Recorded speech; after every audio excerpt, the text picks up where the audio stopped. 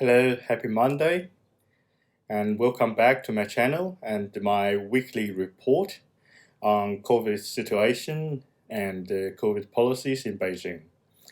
So again, and this weekly report will consist of two parts. Like I said, the first part would be focusing on the COVID policy, the COVID situations or the data reported officially by the Health Commission of Beijing. And the second part, I will be talking about the policy changes that have been made by Beijing's government and something about where this zero COVID policy will go. Okay, so in the first part, I only want to just briefly look at the data, but I want to draw your attention to 3 points. The first is the persons behind all these numbers. As we can see in my spreadsheet, we can only see numbers, but we still at this point we need to remember that behind each and every of these numbers, they are real people, and according to China's COVID policy, for each case being reported, either they are symptomatic or asymptomatic, meaning whether they have or having no symptoms, there will be hundreds and thousands of people being transported to concentration camps, known either as so-called container hospitals or quarantine hotels. So please, when you look at these numbers, please remember those people, those actual people that have been transported to those concentration camps, and their neighbors as well, because usually when they detect one COVID positive case in a microrayon, they will simply seal it off or put the whole microrayon under lockdown. So which means all residents in that microrayon cannot leave their home at least, and the immediate neighbors usually say all those people living inside one apartment buildings, because there are usually multiple apartment buildings inside one microrayon. So residents in one building are usually to be transported to concentration camps. So that's the reality. So, and that's the meaning behind all these numbers, as we can see here. Yeah, so I have done some changes to my data. I have taken off those repeated reports. So as I mentioned before, sometimes they may report one asymptomatic case on one day, which means that person had been tested COVID positive on that day, but didn't have any symptoms. But a few days later, that person might begin to have symptoms, and they will report it again. So without taking them off, usually there will be few more cases than there should be. So what I did during the last week, I took them off. I checked the reports again, the official reports. That basically reported here. Yeah, just checked those reports, and I took away the repeat ones, and I put them in remarks as well, just to keep a record. Okay, so far, according to my calculation, there have been 1,735 cases have been reported since 22nd of April. So still the numbers still doesn't really add up with the official report, but sometimes the measurement of time are different, so they sometimes use maybe from 1 day to 3 p.m. on the next day, so which is like 1 hour before their news conference or press conference.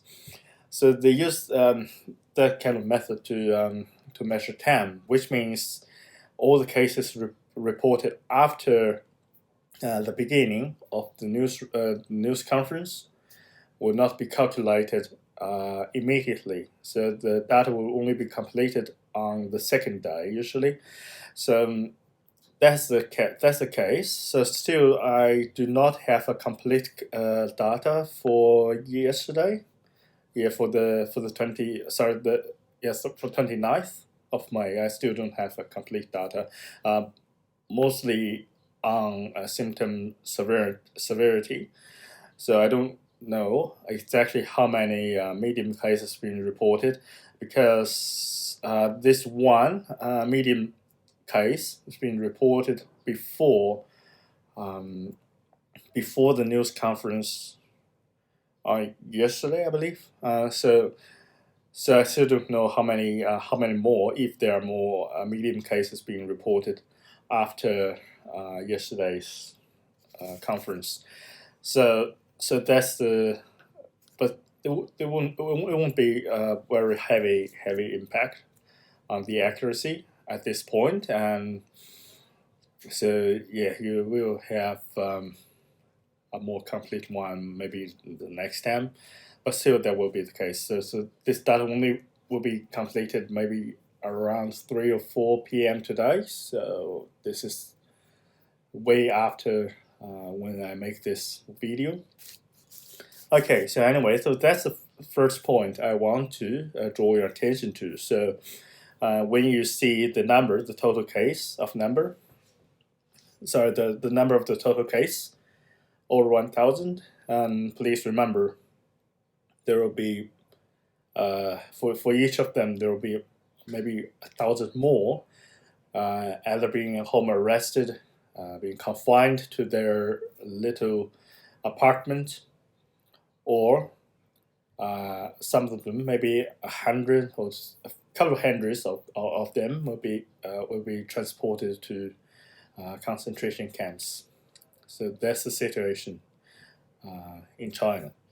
So the second thing I wish to draw your attention to is the curve, or this chart.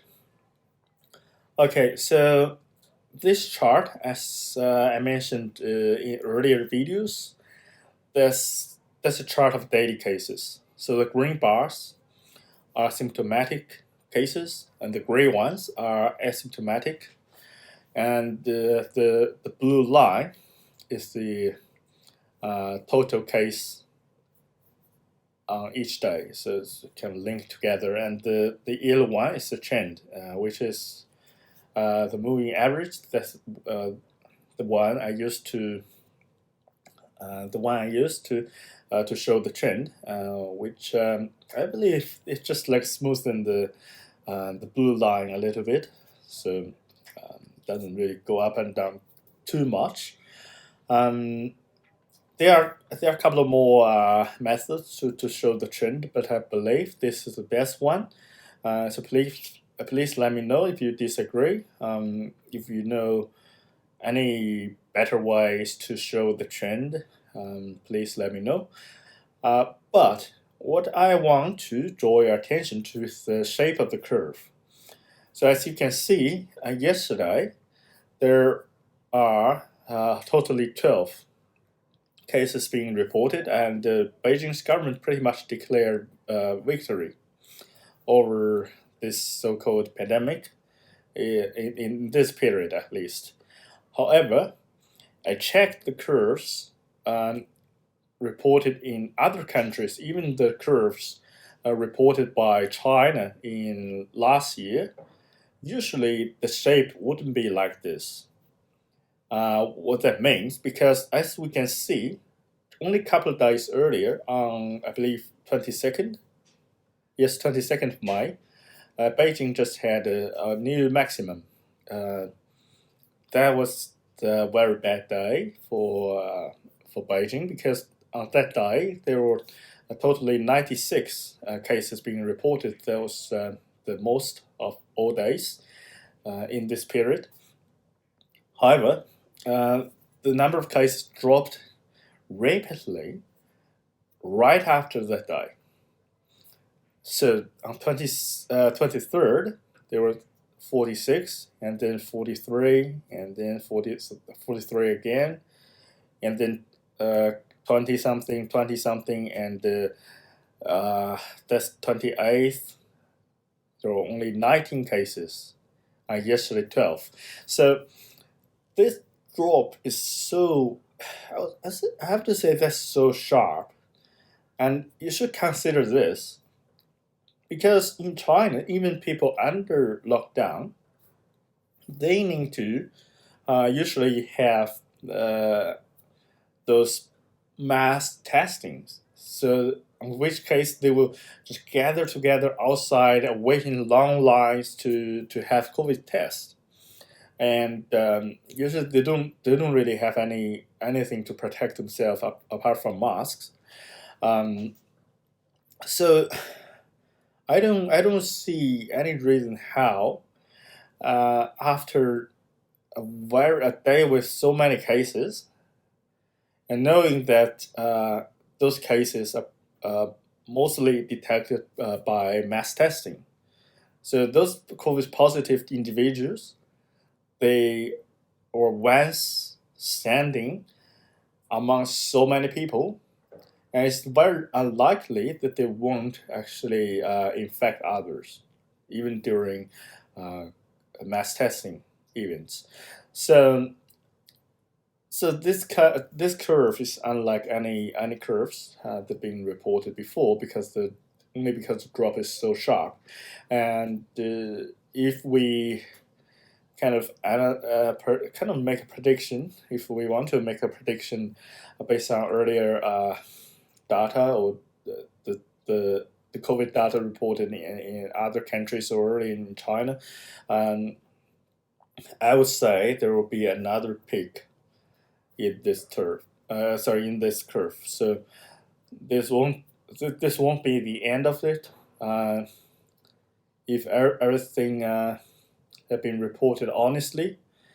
However, this comes to the point. Actually, again, I have to say here, by making these videos, I'm actually not declaring or stating that the data reported by Beijing's government are honest. I'm just using their data, using their official data, and analyze their official policies. So I'm not declaring that this data are accurate. Because even Beijing's government have been accused, a couple of COVID testing institutes, of diluting their samples. So I don't really understand the technology of PCR tests. I'm not an expert in that, but to my understanding, what they did was basically to kind of adding water to a cordial, whatever you call that, concentrate juice or something. So just like adding water to that, or adding milk to your coffee, just to water down the taste a little bit. So what they did was to make COVID positive samples less likely to be detected, and I believe that will save the money. Also, kind of like save some time to process or to release the test result. So this has been reported by the official news media of China. They have accused a couple of PCR test institutes or agencies of diluting or making COVID cases less likely to be detected. So that's official, which means the data we are looking at here may not be really accurate. Again, that could be the possibility. So, but what's the point of making videos like this? Because this data I'm showing is actually visible to all Chinese people, and each and every resident of Beijing, potentially they can go to the same website, which is not blocked by China, and that's their official, that's Beijing.gov, government.cn. So that's their official government website. Everyone can see that. Everyone can see and calculate that COVID, like I mentioned before, has an infection rate way lower than influenza. And the rate of severe illness also way lower than that of influenza. Everyone can see that, but why don't they protest? So that's the point. So only if you compare the official data and the policy, you can easily see that these two are not proportional. They just don't. Things just don't add up. So why they need a harsh lockdown when the official report the data proves that this disease is so light as a disease. It's not very infectious. It's not very severe. Again, so I think this is anthropologically interesting. And if we compare with the situation in Taiwan, I think I can pretty much say that to mention coexisting with COVID in Chinese communities, because Taiwan is essentially most of the people in Taiwan, they are ethnically Chinese. So if you mention that you want, say, as a political figure or political leader, as a country, you mention, I want my country to coexist with COVID. In a Chinese country, that's politically suicidal. I think I can put it this way, because the Chinese people, for some reason, they just cannot accept the fact that people can live with COVID without any harsh lockdown. So even in Taiwan, to what I know, people even now the government tries to lift some of the restrictions, and also to allow people to have self-test, a rapid test at home, rather than all going out, as in China, to line up outdoors to have a collective COVID test, and to just sending people to concentration camps. Taiwan doesn't want to do that, but people, I don't think they're happy with that. They would rather go to a hospital, even when they just have a very light illness or very light symptoms due to COVID. They still rush to the hospital, and it kind of occupies the public resource of healthcare. So some young children lately been reported they died from some sort of like brain inflammation or something, probably related to COVID infection, but maybe not. But they died because they couldn't get to the hospital or got treatment in time. So you can see all this like people in the, let's say, the Great China. They just ask to be put under lockdown. They ask to have collective or mass COVID testing, they rather live in this way. They don't, and if the government doesn't do that, that's suicidal politically. So yeah, I don't really have an answer for that. I know that some people in non-Chinese countries they also kind of very much scared by COVID. Some people, even I am ethnically Chinese, but I just don't really care. I don't think this is a big deal personally. Yeah. But I think more research can be done in this aspect. Okay, move on to the third point, which is the discharge rate. I only want to mention this briefly because I don't really have a discharge rate, or which means the rate of people being discharged from hospital.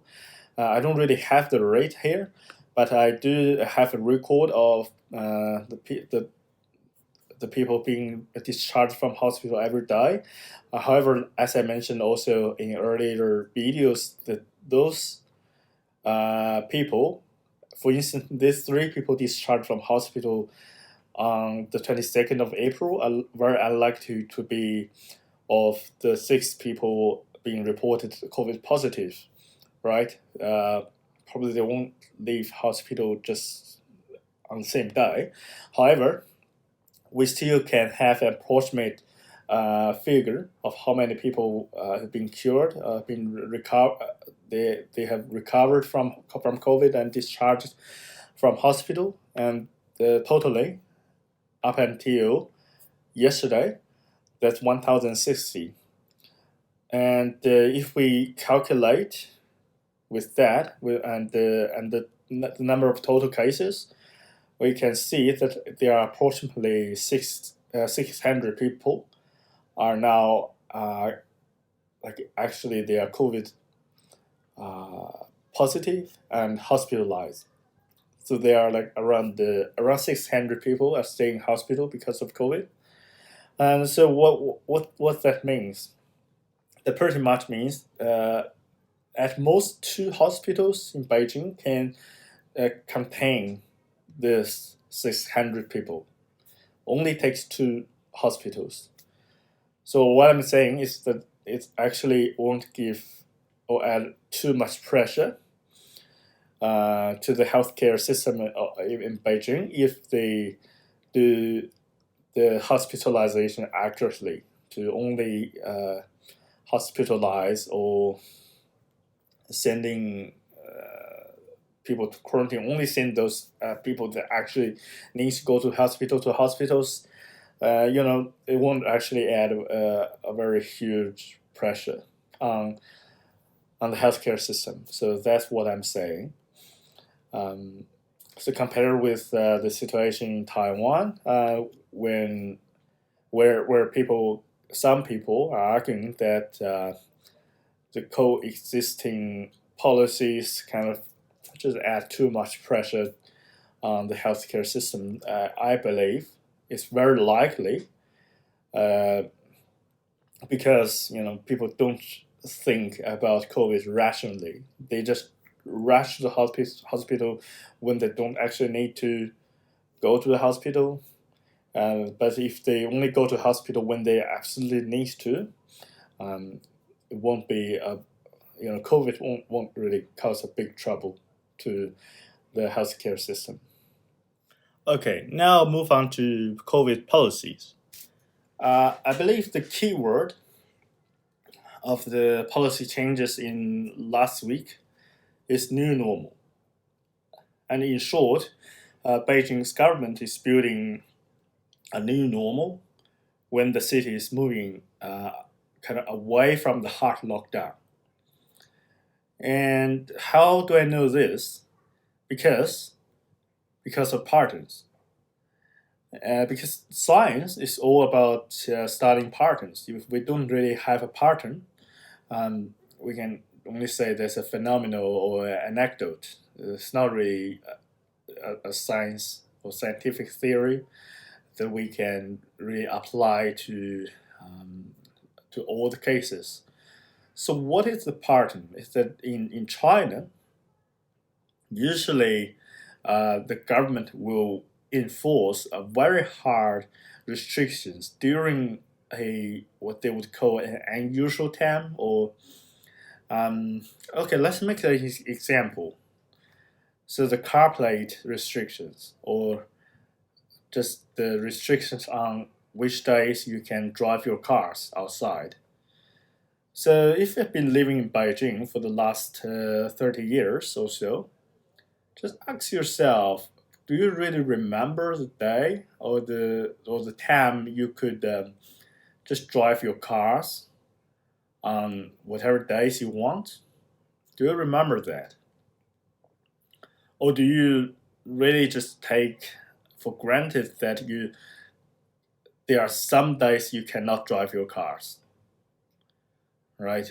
Because I think for me, that's mostly it's like a norm that you can't drive your cars every day. There are some restrictions always there. And how this started, that people in Beijing cannot drive their cars as they will, it started in, I believe, that's year 2008, when Beijing held the Summer Olympic Games. So during that period, Beijing kind of unveiled a policy that if your car plate number ends with an odd number, you can only drive your car on an odd numbered day. So let's say your car plate ends with a 1, you can only drive your cars on the 1st and the 3rd and 5th and so on those days in a month. And if your car plate number ends with an even number, let's say 2, you can drive your cars on the 2nd, the 4th, the 6th, and so on these days of a week. Of a month. And that was the restrictions during the Olympic Games. And after the Olympic Games, back then, as residents of Beijing, we believe these restrictions will be simply just lifted, will be cancelled, and will disappear in no time. However, they changed it into that you cannot drive your cars on one day each week. So this kind of changes from time to time. For instance, they may say if your car plate number ends with 1 or 6, you cannot drive your cars on Monday. If there's 2 and 7, you cannot drive on Tuesday. So now that's the policy on driving, or on which days you can drive your cars in Beijing. So they kind of made a step back after the unusual period of time, and but they made it permanent. They made it regular, made it normal. So that's what do I mean by new norm. So Beijing have created a new norm before, like as I mentioned, about car plate, about which days you can drive your cars and which days you cannot, and you will be fined if you drive your cars on the wrong day. So basing on that pattern, I think I have reasons by reading the news reports, by reading the official policy reports. I think I have reasons to believe that Beijing will create another new norm about COVID. So what we're looking at this page is actually it's been created pretty recently, just a few days earlier, and that is a page a bit of just teaches you how to claim your permit to leave your microrayons in my area. That's called 潘家园街道. So if you live in this area, as I do, so this page teaches you how to apply for your permit to leave your microrayons. And in time, if you don't have this permit, probably you will be banned from leaving your microrayons. So it's pretty much like the days back in lockdown. Let's see what this requires. As we can see, this actually requires a couple of informations from you. For instance, it requires your phone number in order to claim this permit, and your ID card number, your name, of course, and your address, and even your precise location. They will require that. So, also your photo. So as we can see here, in order to apply for this permit, you need to provide them with so many details of yourselves. And if you don't, you'll be confined to your microrayon. Probably you can't go out to shop, and you will likely, even starve to death. You cannot go out for work. So, just, let's say just because of this period of COVID policies, the COVID pandemic, kind of gave Chinese government, or Beijing's government at least, a excuse to collect all the details from its residents in order for you to get this permit. And this also, of course, combined with the so-called regularized COVID test, or 常态化核酸检测, right? So that's what they are talking about all days. So pretty much, if you want to even just come back to your microrayon, you need a COVID negative result within 48 hours. So that's the situation. So even as we can see, Beijing is moving away from lockdown. Life never come back to normal, or the old normal. But they are creating a new normal, consists of a permit to leave, which requires all the details and your location data, and also a very frequent COVID test. So your daily life, if you live in Beijing, of course, if you want to go to work or just live like a normal, like quote unquote normal, you need to comply with the new normal. So that's the reality. And as I mentioned repeatedly before, they could not establish this new normal when Beijing was under lockdown, because back then, when people are actually confined to their microrayons, even confined to their apartments, they didn't really have a reason to participate in each and every mass COVID testing. So because they are confined anyway, so they don't really prepare whatever they need to go outside or go to a park or to a shopping center. They didn't need to back then, but now, as lockdown, say, being lifted, as all the places, maybe your workplace being reopened, your boss is asking you to go back to work, and now you need a permit. You need this permit to leave your microrayon, and you need to yield your all the details, and in order to get back to your microrayon, and in order to get into your workplace, you need to participate. Now you really need to participate in PCR tests, probably every other day. So that's the point. And of course, emotionally, I hope this won't be a new norm, actually. So I hope this will, go away in time.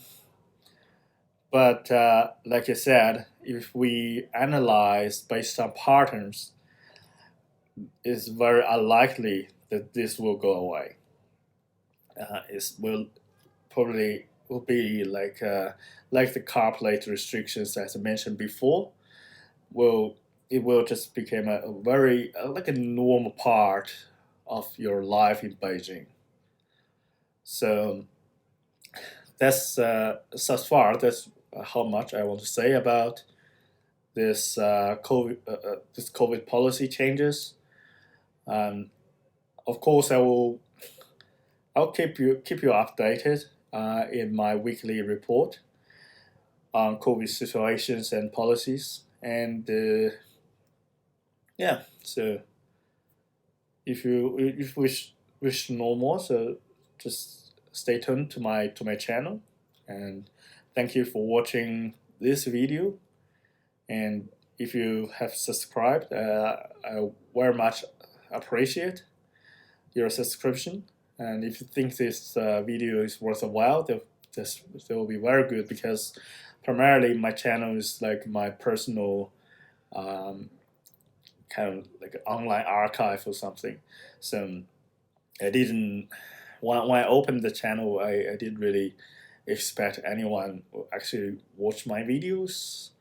But I do hope that whatever I uploaded online, there will be of some good quality, or at least it's not just wasting people's time. So yeah. Okay, so thank you, and I will see you next time.